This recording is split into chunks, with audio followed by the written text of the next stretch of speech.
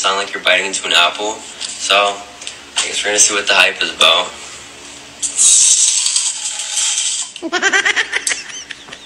So, ayun nga guys, no, bumili ako ng dalawa.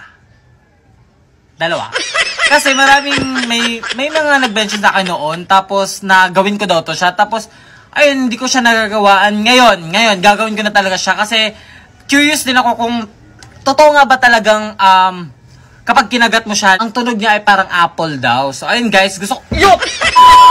So guys, try natin siyang kagatin at tignan natin kung totoo nga bang kapag kinagat siya, lasang apple siya. Let's go! The moment of truth! Woo! Ang galing! Ingisa. Nakakatakot. Parang natatanggalan ng ngipin. Isa pa.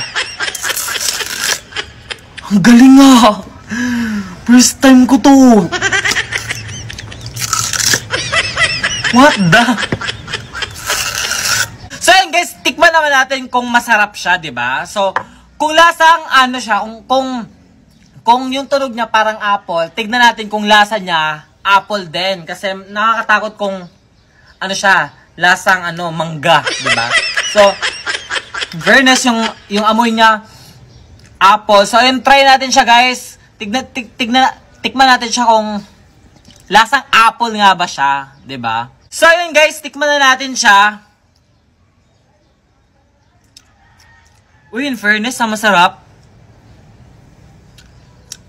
Pwede, para siyang C2, parang nasty, parang gano'n.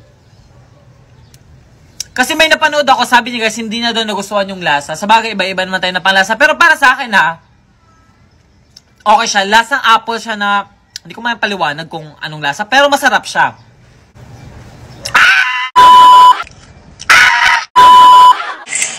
Just yet, but what I couldn't finish, they will eat because they are my siblings.